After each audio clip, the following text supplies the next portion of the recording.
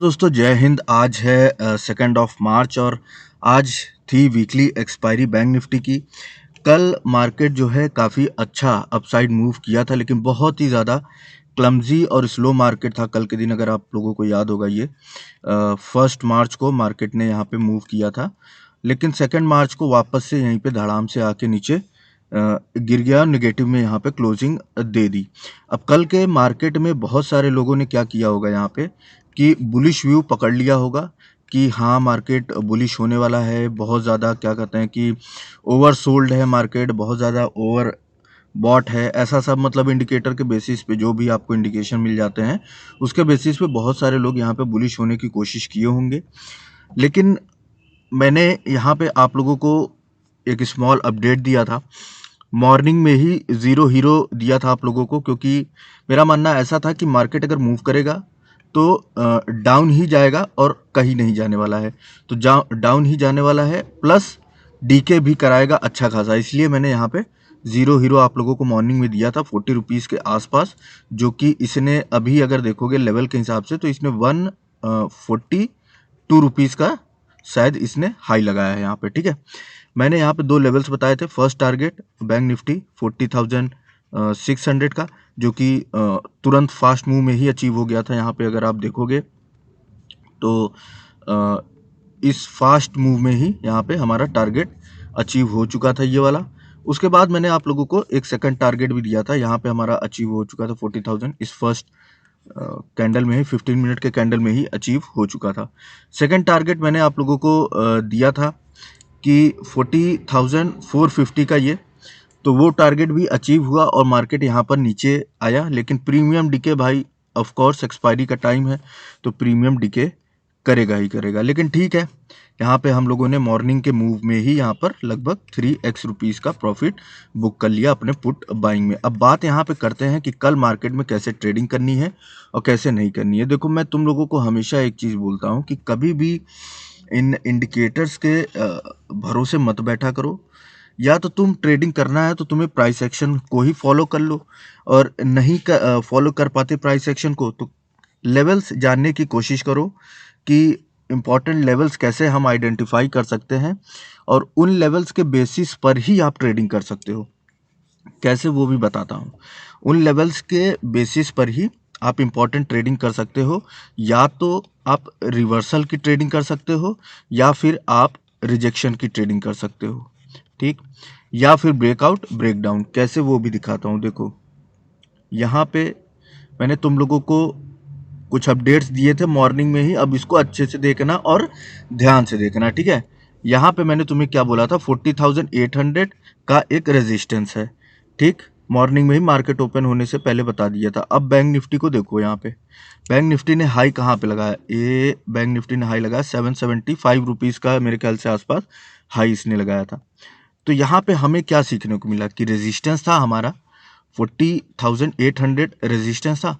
20 point नीचे या 20 point ऊपर से मार्केट रिवर्स कर गया। कितना रिवर्स किया, 800 से सीधे फॉल करके 300 तक आ गया। इसलिए मेरी जनरली ट्रेडिंग लेवल बेस्ड होती है। मैं प्राइस एक्शन के भरोसे नहीं बैठ सकता, क्योंकि प्राइस एक्शन भी काफ़ी दफ़ा फेल होता है।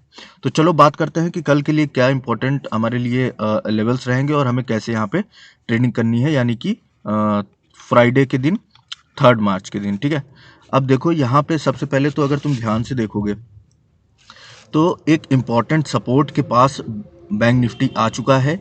ये है आपका 40,350 का। ये चार्ट यहाँ पे मैंने लगाया हुआ है 15 मिनट्स पे, इसको देखते रहना। ठीक है, अब ये 40,000 जो 350 है, ये बहुत ही इम्पॉर्टेंट सपोर्ट है। क्यों?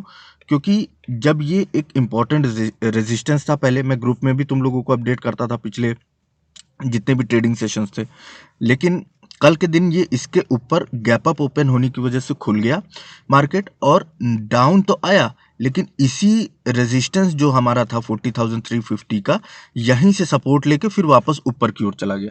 इसलिए ये हमारे लिए एक बहुत ही इंपॉर्टेंट रेजिस्टेंस बन गया है 40,350 का। मार्केट शायद आज यहाँ तक आया भी है और होल्ड किया है, ऑलरेडी बहुत बड़ी रैली करके आया है, तो इसको ब्रेक करना आज तो नामुमकिन ही था। अब बात करते हैं कि कैसे ट्रेडिंग करनी है। देखो, कल मार्केट को तो तुम मान के चलो कि निगेटिव व्यू रखता है, ठीक है।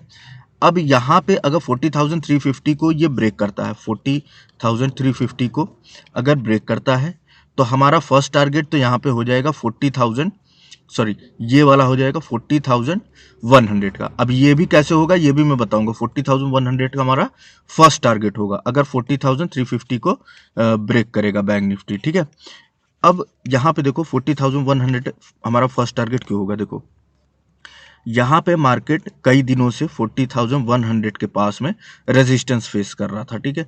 कई दिनों से रेजिस्टेंस फेस कर रहा था। जैसे ही यहाँ पे ब्रेकआउट किया मार्केट ने, ब्रेकआउट करने के बाद मार्केट ऊपर गया, नीचे आया, नीचे आया, ऊपर आया, और यहाँ से 2 बार इसने सपोर्ट ले लिया, इसलिए ये एक स्ट्रांग सपोर्ट है।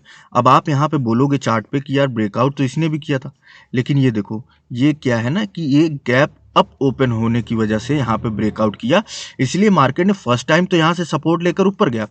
एक बार मैं पहले इसको हटा देता हूँ सही चीज़ों को, फिर तुमको अच्छे से दिखाता हूँ। बहुत इंपॉर्टेंट चीज़ है, बहुत ही इंपॉर्टेंट लर्निंग है ये, कि कैसे सपोर्ट एंड रेजिस्टेंस को तुम आइडेंटिफाई कर सकते हो। देखो ये इंपॉर्टेंट हमारे लिए रेजिस्टेंस था यहाँ पे, ठीक, यहाँ पे इंपॉर्टेंट ये रेजिस्टेंस था।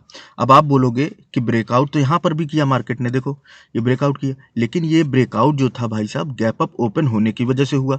गैप अप ओपन होने की वजह से क्या कहते हैं कि ये जो रेजिस्टेंस था ब्रेक हो गया।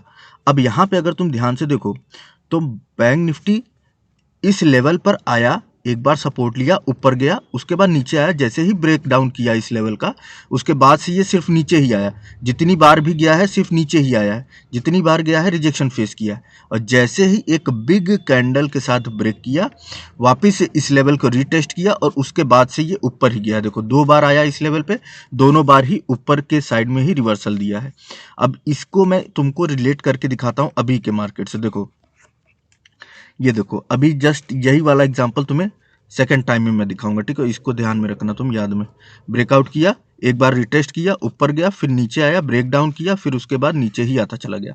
उसी तरीके से जो हमारा ये रेजिस्टेंस था, क्या बोलते हैं इसको, 40,350 का जो हमारा रेजिस्टेंस था, गैप अप ओपन होने की वजह से ब्रेक हो गया। यहाँ पर आया, सपोर्ट लिया, सपोर्ट लेने के बाद ऊपर गया।